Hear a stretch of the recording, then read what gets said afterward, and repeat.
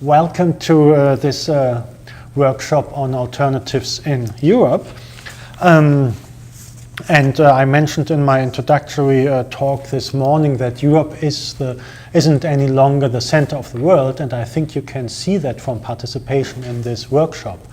Like 100 years ago, everybody would have been interested in the question, where is the German ruling class going? Where's the English ruling class going? Where would the respective working classes be going? And that had a significant impact on the course of events in the rest of the world.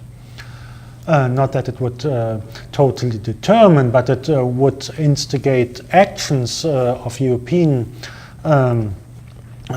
ruling classes that would then in turn lead to responses, and I also mentioned that, like the anti-colonial revolutions that we did see in the 20th century.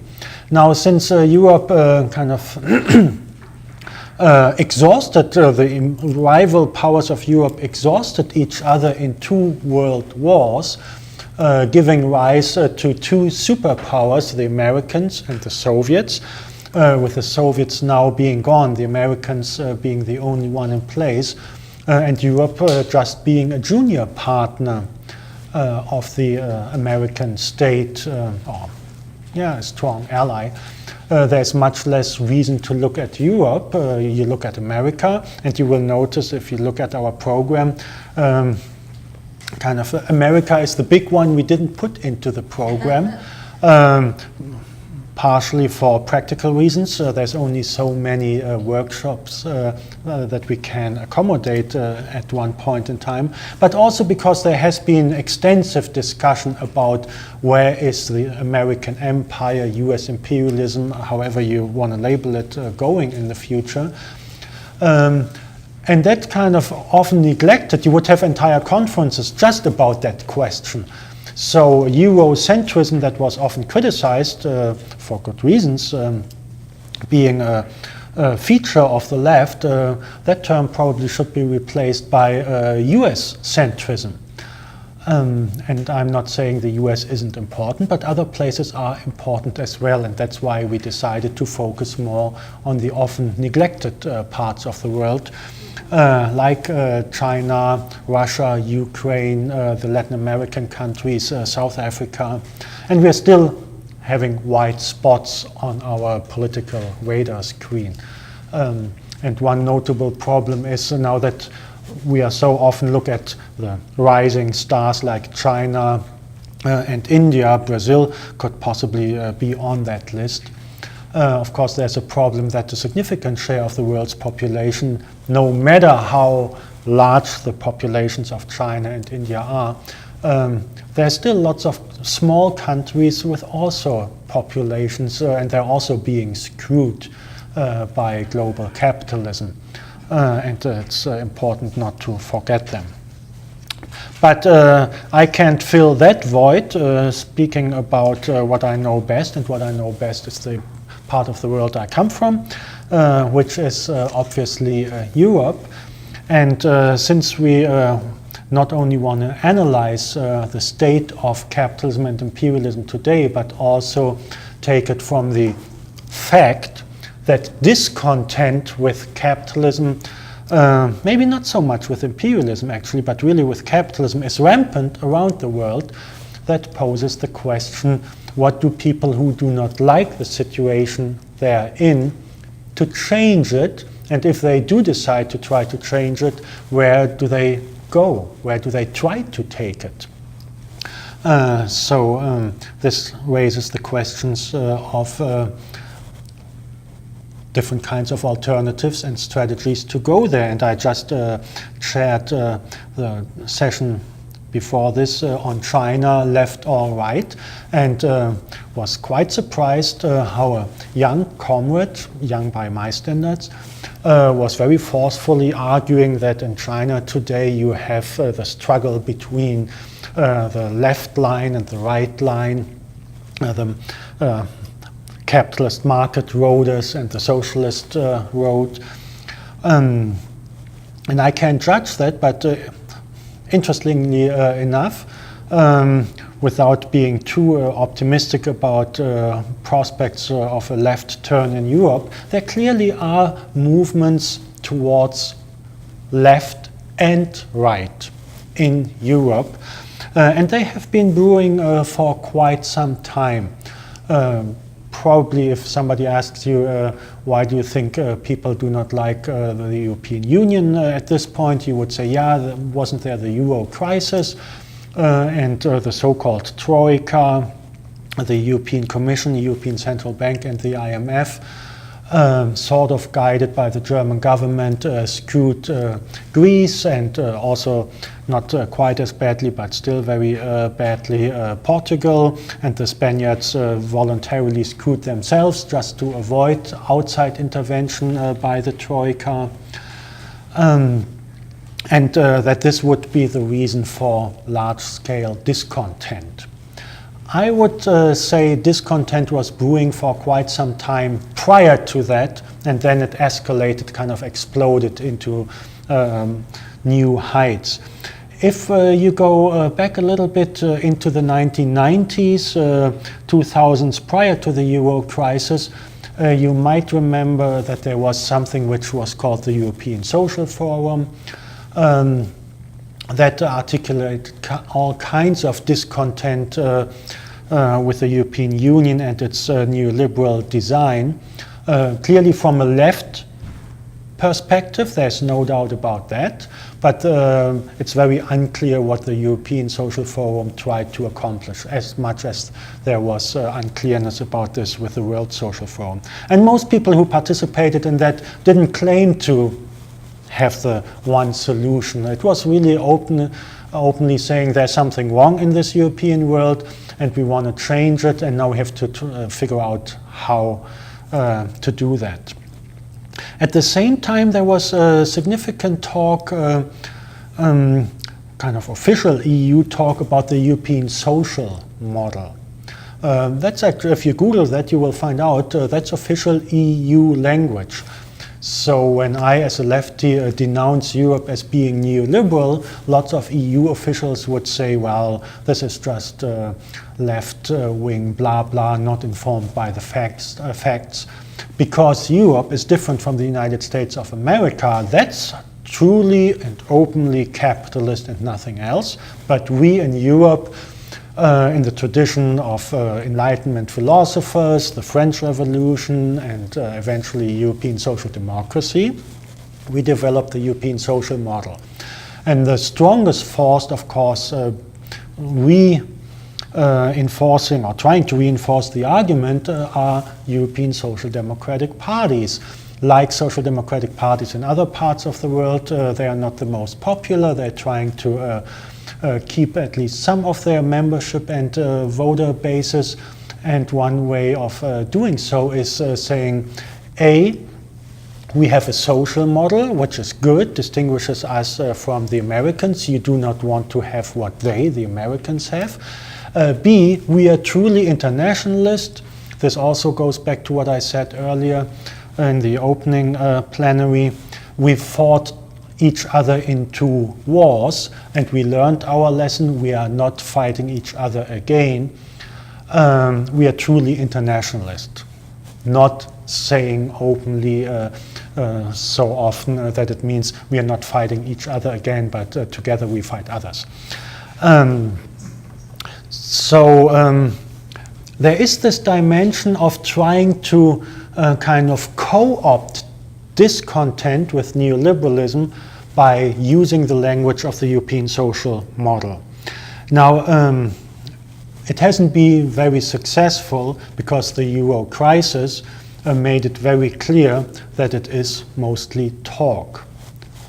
To be sure, if you look at the numbers, for example, the share of social spending as of GDP is in, I'd say, all Western European countries, higher than in the United States of America. If you go to Eastern Europe, which was part of the Soviet world in the past, things already start looking quite differently. What is important, and I will come back to that, it's actually the main point of my presentation here. What's important to recognize is that these higher shares of social spending as part of GDP, they were the results, you could say the payoff, of European working classes going to war twice in the 20th century, producing the unexpected spread of Soviet communism from Russia all the way to halfway through Germany. And those were the conditions that produced the European welfare state on a much more extended scale than happened in the United States, but also in Canada. And if you take something apart, either it falls apart or it takes some time. If you take one brick after the other, it takes some time to fully deconstruct it. So if there is still something more of a social model in Europe, it's kind of the leftovers of the European welfare states, all built on the nation-state level, have nothing to do with the European Union. The European Union actually was set up to destruct welfare states on the national level, and is very good at doing so.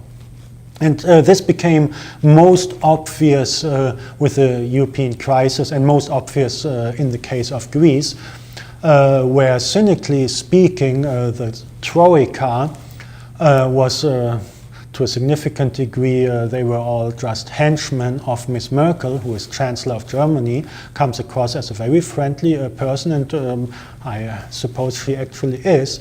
But she took on a job which forces her not to be friendly, which is head of the German government, which is not the imperial Germany that tried to conquer world power as former rulers of Germany did in the 20th century. But as leader of the strongest economy in Europe, she knows what she owes to the collective imperialist effort. And she does the job very well, and protesters in Greece were, of course, utterly wrong portraying her as Hitler. It's a very different kind of regime in many ways. But the grain of truth in the anti-Troika protesters in Greece carrying around posters portraying Merkel as Hitler is that by economic means, supported politically, of course, the German ruling class accomplished something that the Wehrmacht could not accomplish, having their tanks rolling into Athens during the Second World War, and that is German leadership, German economic leadership over Europe, as part of the collective imperialism led by the United States. So in Greece, everybody knows the European Union is just a means to destroy what has been there in terms of a welfare state. And to smaller degrees, you find the same development all across the European Union. And it has produced over the course of the 2010 Euro crisis all kinds of responses. At the height of the Euro crisis, we had mass strikes in which we saw mostly involved public sector workers, and that for a good reason. Industrial workers in the private sector, who originally were the backbone of European labor movements, without which we wouldn't have seen the development of welfare states, their power was taken apart by new technologies, the setting up of international production networks, so that it became easy for manufacturers to bypass the union, or only threaten to bypass them. But in the public sector, whose services can't be relocated as easily in many instances, or at least not so far for technological reasons, the public sector became the last stronghold of unions, just like in Canada. And that's why the attack was mostly directed against the public sector and the unions in the public sector during the euro crisis. And that's why you saw these public sector workers who historically wouldn't consider themselves as workers in the first place. There weren't as many as them as there are these days. They were a little bit elitist, often very anti-worker, and had often right-wing views. And now public sector workers are the last to die in the union world, so to speak, and they try to avoid it. But we also saw what often was then labeled as the indignados movement. That's the indignados. Those were the occupants of public squares in Spain. The same happened in other countries, but indignados kind of became the brand name for that type of movement. And that was often unemployed or precariously employed, but highly educated youth. So these were the kids, very often, who 30, 40 years ago would have been sent to college in order to escape the working class plight of their parents. The youth that think they have the road ahead of them of social, climbing up the social ladder individually if only they go to college and then pick up professional jobs.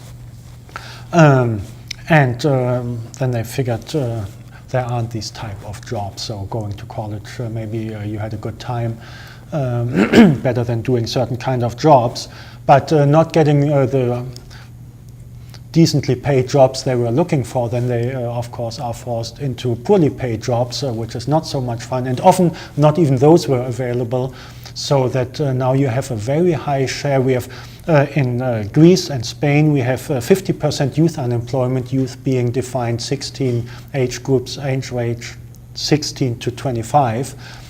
And of course, somebody might say, yeah, well, that's these lazies in the Mediterranean, but further north in Europe, where you have a strong Protestant work ethic, youth unemployment in the once social democratic showcase country Sweden is 25%. And I know you will not believe me, because nobody believes this being the case. You look up the official statistics, youth unemployment in Sweden, 25%. Precariat. No, unemployed. I mean, there are always some kind of who work in and out. Sometimes they get one of those jobs where they can do something for a short while. But The precariat. Precariat, I mean, it's a fancy term created by sociologists who don't want to talk about class, but what they talk about is people who do get kind of casual employment, which often is not even called employment because they are self-employed, allegedly, to bypass labor standards. But unemployed means unemployed. You do not have an income, or very, very rarely. Which also leads to the situation that many of these young ones, they're in their mid-20s and they're still living at home. One of the reasons why then they took to those squares just to escape, because if you're young, you can't feed yourself. I mean, it just makes you feel very uncomfortable. So this discontent really exploded, but only for a short time. Both these strikes and mass demonstrations didn't last very long. I'm not saying that it didn't leave traces, because everybody who ever has taken part in mass mobilizations kind of changes your outlook on the world one way or the other. What we are seeing now with the euro crisis kind of contained at a level that it avoids the falling apart of the of the euro, the currency, and potentially the European Union as a whole. What we are still seeing is large-scale articulations of discontent at the ballot box. And that goes both ways, left and right.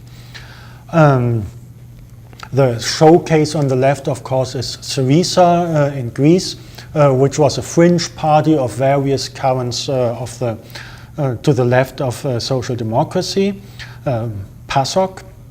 But really was a fringe party, and now in the polls they are leading, and there is a chance that in the next election they will be will have a majority and therefore be in a position of being in government. And that can mean all kinds of things, from Syriza turning onto the neoliberal road, losing the membership or support base they just got, or trying to stick to their guns and for sure provoking the meanest responses from the Troika that you could possibly imagine.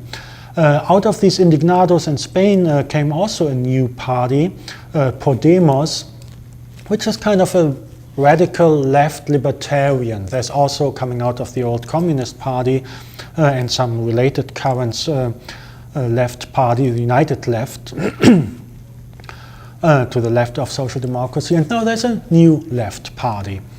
And in Germany, the Linke has been around for quite some time. Did not gain anything from the euro crisis, one also has to say. In Sweden, in the last election, the Social Democrats didn't really have a comeback, but the conservatives who were in office for 2 terms were so fucked up that the Social Democrats at least secured enough of a vote to be back in government. So even what I'm saying is, even social democracy shouldn't be written off entirely as a family of political parties. I'm not saying there's a viable social democratic project that could bring about the European social model that they loved to talk about prior to the euro crisis. But of course, then there's also right-wing articulations of discontent. For a long time, we thought the worst thing in the world is neoliberal capitalism. Well, there are old and new and all kinds of in-between fascist, right-wing populist parties from which you can already imagine that it can be a lot worse than neoliberalism. There's the UK Independence Party, there is Jobbik in Hungary, there's Golden Dawn in Greece, and I could go on and on there. You find these types of parties, and they're not all the same, and most notably, none of them is old school fascists. So nobody would voluntarily put on this Hitler moustache. But that only shows that they're smart enough to understand you can't run with the same clown twice, even though your political project is pretty much the same as the one which had the moustache clown. Now, what is interesting about this discontent is it's almost entirely about what we used to call the social question. The social question. In polls, it's all across the European Union, a majority of people think there's too much inequality, only a happy few have all the power, and that's not a good thing, and that the euro crisis made things just worse. That's kind of pretty much universally assumed, and I think for good reasons. What is interesting, though, that as a key question, what came out of the discontent about the social conditions people find themselves in is the question of national sovereignty. That is possibly the most important political question these days, even though what people ultimately want, not many, there are also polls about that, they wouldn't say they want socialism, but the European social model that I presented as social democratic ideology, the interesting thing is, if people are being asked in polls, that's exactly what they want. That's very popular. They don't say, well, we have to get rid of private property and markets, and many would add, yeah, because we have seen in the Soviet Union that it doesn't work properly anyways. Maybe it's a good idea, but it doesn't work, so they stick mostly to the idea of having markets and private property, but want to add a little bit of social justice. And this is exactly what social democrats historically have been doing, and for a while could deliver. Just for the last 20, 30 years, failed to deliver. So there's something people want and cannot get, which is a European social model. By the way, polls in Canada look very different, very similar. There's not the language of the European social model and not of the Canadian social model, but people in Canada also think there's too much injustice. Markets are actually quite a good thing, but they need some political containment and redistribution. Now, what happens in Europe is that one of the main reasons people think, and I believe also that's a proper point, why they can't get what they want, is because the EU does not allow it. This international organization, which seems as it has nothing to do with nation states, but I already alluded to Ms. Merkel. There are certainly some member states in the European Union who matter more than others in terms of wielding power over others, and the Germans being at the forefront of wielding power over others in the European Union.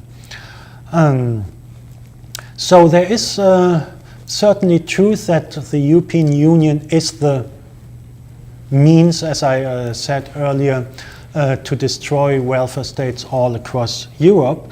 And that brings up the question of national sovereignty, because many people think, well, if the European Union is so good at running down the welfare states that we actually do like quite a bit, then we have to reclaim national sovereignty. And this eventually, but also pretty close to the end of my presentation, brings me to this question of going left or right.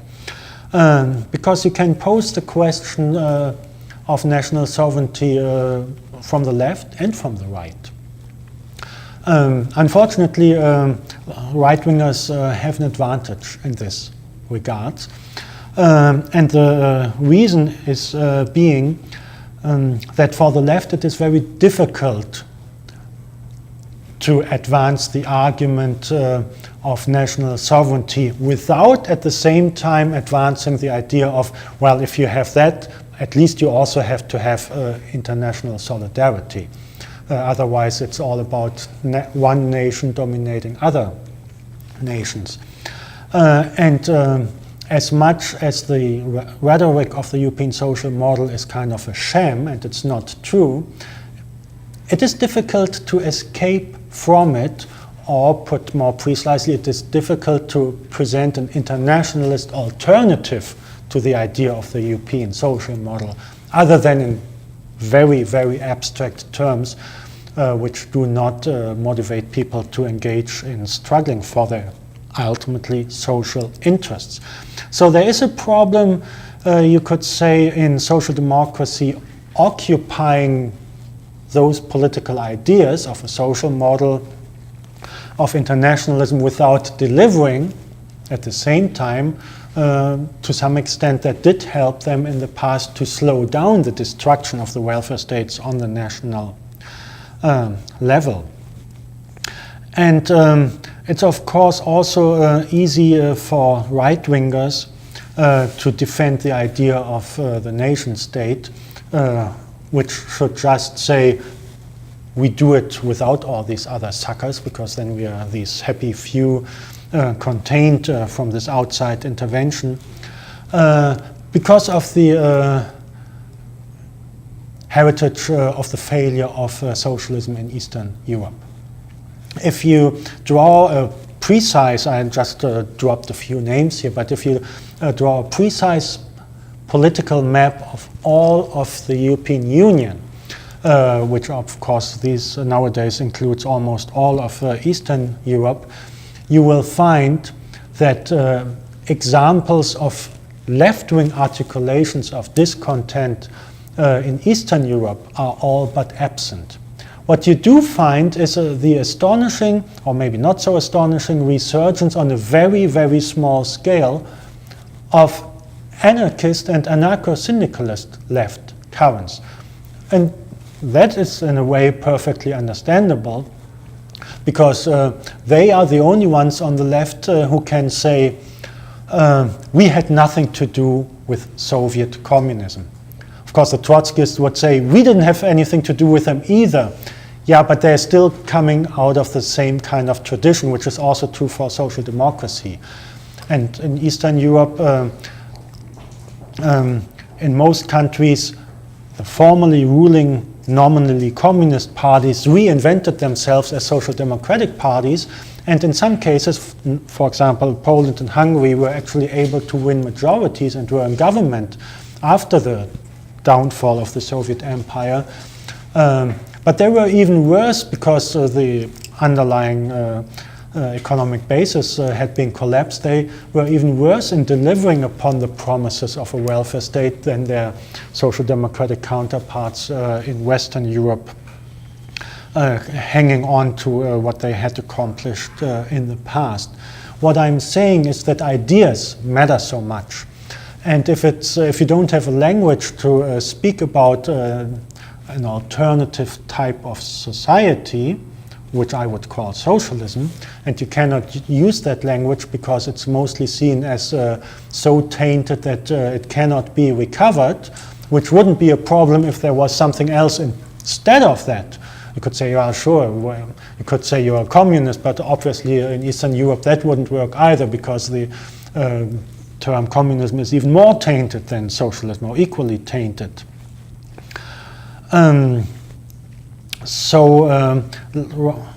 Right-wingers do have this double advantage of kind of being naturally more drawn towards defending the nation, whereas the left traditionally defended or upheld the idea of the workers, maybe also the peasants of the world, regardless of their nation, or saying we shouldn't have national identities and stuff like that in the first place.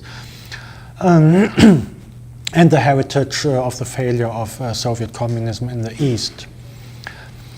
Now, where does that leave us? One interesting development recently is that nation states in Europe have become, some of them are close to becoming dysfunctional, which makes the question of what to do instead inescapable. And without much press coverage, Belgium, after the election before the last, I think it took them 1.5 years till they had a government. The administration kept on running the show somehow. After the last election, I believe it only took them 4 or 5 months to get a government. But the Belgian state is there's a good chance that it will fall apart. Ironically, Belgium is also the country which is home to the European Commission. So it's kind of the capital of the European Union. And other examples, and now I'm talking to end on a more positive note.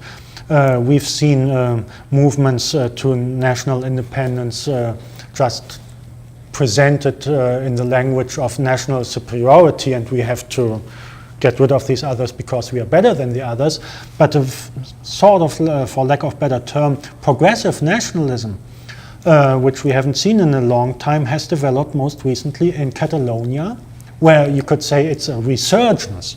If you go back to the Spanish Civil War, in Catalonia, it was not just a class war, but it was also a war over independence from the central state centered around Madrid. Isn't that where you get the Madrigan co-ops? They're all over Spain, all over what is Spain now, not just in Catalonia. But we do see a resurgence of course, there are also people who think Catalan is a nicer language than Spanish, so all kinds of stupid arguments, but there's also a progressive side to it, and that's also true for Scotland. The referendum about Scottish independence obviously failed, but the question hasn't gone away.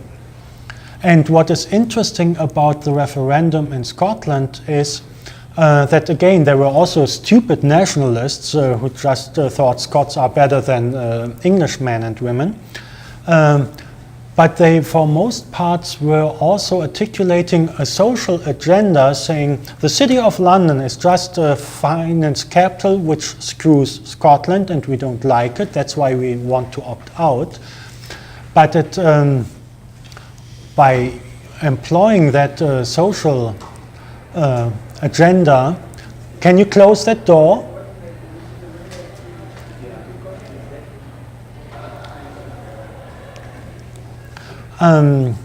By advancing this social agenda, they could reach out to other parts of the still United Kingdom, for example, Wales. I haven't seen any responses from Ireland where you would expect them to be strongest, because the Irish were the ones who fought against the United Kingdom more than anybody else.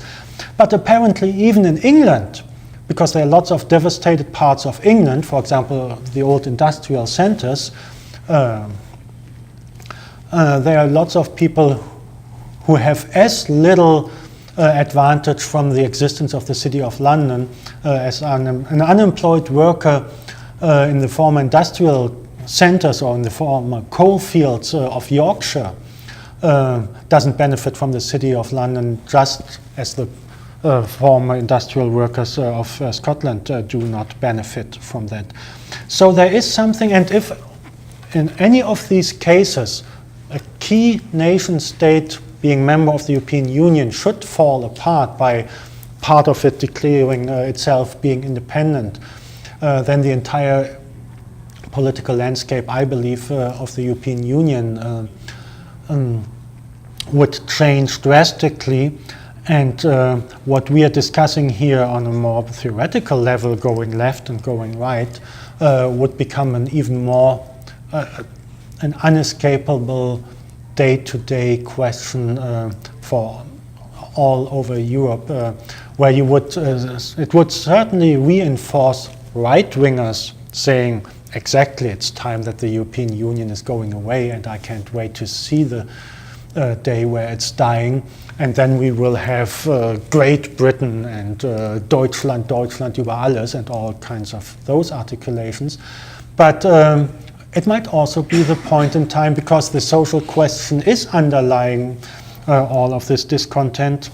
It could also be an opening for left alternatives beyond those that we are already seeing today.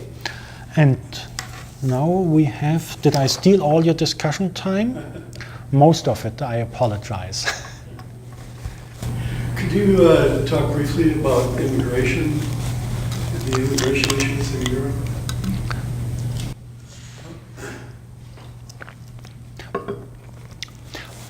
Yes. In the European Union, just like in Canada or the United States, you can move from one part to the other freely and apply for jobs. And until recently, the two poorest countries in Europe, which are Romania and Bulgaria, were excluded from that. But that has now changed. It's an open market for capital and labor. So even though there was already a huge supply of cheap labor from, for example, Poland, Hungary, Czech Republic, Slovakia, there's now even more and even cheaper labor from Bulgaria and Romania. And people in desperate conditions, not having a job, they go where they find jobs. That's quite obvious. Not in large numbers, but in sufficiently large numbers, to pose a real problem for some workers in the West, who really compete with these workers for jobs, and migration in sufficient numbers to be used successfully by right-wingers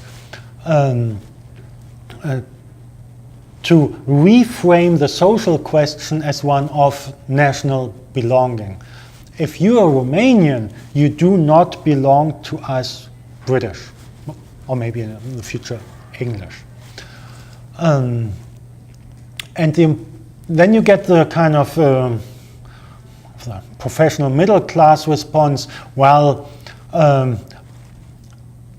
that's all stupid, you should be open to immigration. And of course you should be open to immigration, but you also have to be very careful, because if you're part of the, let's say, secured middle class, there's also kind of an endangered middle class that increasingly turns toward anti-immigration attitudes because they feel they're not as well off as they thought they were. But the ones who are still well off, or at least have secure existence, they are clearly beneficiaries of the immigration of poor workers because they clean their houses. All of a sudden they can employ servants, and it happens. I can show you progressive academics who have immigrants coming to clean their houses. 30 years ago, it was not possible in Europe to hire somebody. If you were an academic, you couldn't pay for a servant. Now you can, because all of a sudden there's the supply of cheap servants. So if these people say immigration is a great thing, from their narrowly defined economic point of view, that's entirely true. For them, it's very beneficial. For people further down the social ladder, it's an actual problem. Because in some sectors and some regions there is stiff competition for jobs. And the left has not managed, and I can't say that I have any answer to this problem, but I know it's a problem.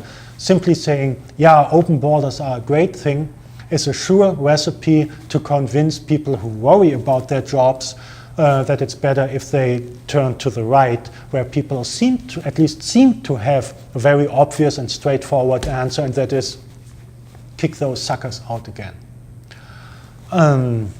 So this is a hot topic because immigration, and that's nothing new really, is a way of reframing the social question as a national question, because immigration is ultimately about the question, which country did issue your passport, because that kind of predetermines which labor market in which labor market you are applying for jobs, and in which you don't even bother doing so. What you said was really enlightening. I have the same question, because when you say it's not new, actually I think what's new historically, and correct me if I'm wrong, is that for all these European countries, and I'm thinking about Britain in particular, they were sources of out-migration, not in-migration. And I think, and my perception from a distance is, unlike Canada, that's built on in-migration, Right. that they're having some social dissonance because of it's interfering with their perceptions of who they are. Is that accurate or no? It's funny, once I started saying it's not really new, I was wondering whether I'm not saying a stupid thing, precisely for that reason that European countries the net balance was outward immigration. But in many countries you do find these internal migrations that did create exactly the same. For example, the Irish in England were in a similar position when England industrialized and was a capitalist stronghold, as Romanian and Bulgarian workers today also going to England. And that's also true, for example, for Polish workers in Germany. They were looked down upon then like they are looked down upon today. I'm not aware of the same kind of thing in Scandinavia, but this might be just due to a lack of knowledge. But I should add a grain of salt to the argument for sure. I think Lawrence was. 15 years ago, it was very common to read, like in the Common Ground magazine that's distributed here, about what we need is to be like Europe. Basically referring to socialism, democratic socialism, whatever. But right now, it's the Americanization of European politics. And the European Union is so clearly a neoliberal system that I saw somewhere recently, the Swedish government was trying to introduce neoliberal policies, and the people were having nothing to do with it. So what did they do? They joined the European Union. And then they had the excuse that they had to abide by, okay, that's the one point. The other point is the technocrats that were put in charge of Italy. You know, it's like the bondholders controlled New York when the New York debt crisis occurred. Now, the Troika that you mentioned are actually controlling who's governing these countries that are in trouble. So, this is neoliberalism. Right. And the end result of neoliberalism is not the in-migration of a few people from Eastern Europe. It's those 3 billion people that are going to, who are currently peasants, who are going to be replaced by, say, 20 million technological farmers. Where are they going to go? You know, that's the end road of neoliberalism. Right. So, That was kind of my question too. What about those immigrants from Africa trying to get into Europe? Well, that's along with the ecological question. That kind of immigration, that's probably the breaking point of the existing social order. Because speaking about the outward migration from Europe, that was a safety valve for European capitalism. Of course, as a Marxist, I know you need an industrial reserve army of labor to keep wages in check. That's all true. But there was always, in the history of European capitalism, when it developed, a surplus population beyond what you need to keep wages in check. And they were shipped overseas to steal other people's lands as colonizers, the settler colonies. And that, if China, for example, India and Brazil try to truly follow the European model of industrial capitalism and industrial agriculture, they can send their people overseas because there aren't these sparsely populated lands whose actual inhabitants don't have the means to fight back. Terrorists, you would just see terrorism, because terrorism is kind of the warfare of the poor who cannot win a war, but at least they can make it so uncomfortable for the ruling classes that the ruling classes do not know where to go. So should the agricultural land in China all be privatized, and should you see the same kinds of large-scale farming that you have in Canada and the United States, indeed you would have create a surplus population that had nowhere to go. And I assume when people have no food, they go everywhere where they think they can find it, and nothing can stop them. No imperial center border control can possibly stop them from doing so. So either they try to migrate, or they will instigate a revolution in the country where they just lost access to their livelihoods. you could have global apartheid. Pardon? Global apartheid. South African system and the whole planet. I think you couldn't even maintain your white supremacy in tiny little South Africa. You think you can do it on a global scale? Luckily, we won't be able to. That's what they're trying to do. I know. Australia is doing it. I know that. I'm not downplaying it will be. But we are almost at the end, but the two of you might also have a chance to. Sure. Well, I'm glad you raised Scotland, because it was very interesting. I found myself thinking that people have been thinking about this very differently a decade or 2 decades ago. Because at that time, even here in Canada, when we were confronting the beginning of the free trade agreement and NAFTA and all that sort of thing, Marxists, I think, you had to combat left nationalism, right? That a response, some people said we need to respond to NAFTA and the FTA to preserve Canadian culture and small Canadian industry, and sort of you find yourself mistakenly aligned with a portion of the ruling class. And that was sort of always, up until recently, sort of my knee-jerk reaction. I mean, unless a nation is legitimately oppressed by another, you probably wouldn't support their call for independence, because it was probably just motivated by nationalism, right? And nationalism is anathema to the goals of the international working class. But then Scotland, right, which is not really oppressed, they were like a team with They used to be England. oppressed. The ruling A few class. hundred years ago.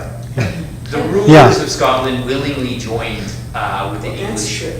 ruling Yeah. class, and it was a team. It was a team effort. Oh, yeah. So it's interesting to find ourselves saying, yeah, go Scotland. But even the character of it was not like they weren't like trucking out Sean Connery as their poster child or anything like that. It wasn't about that sort of No. Scottish nationalism, that sense that that they wanted to abandon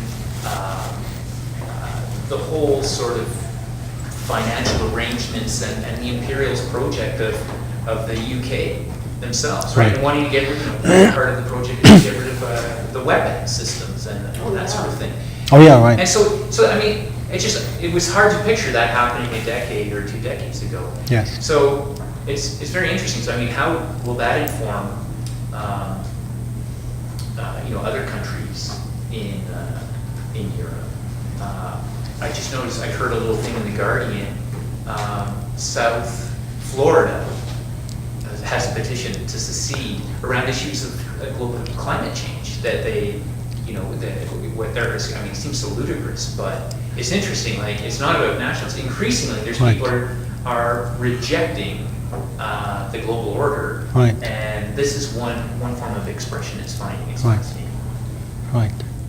Do you want to have the final word? Well, what I was wondering about was when I was in Sweden, I was there for a few weeks visiting social organizations, and that was 20 years ago, and at that time they'd had an influx of guest workers. They were mostly Muslims, and they were having great difficulty integrating them into this society. They still have.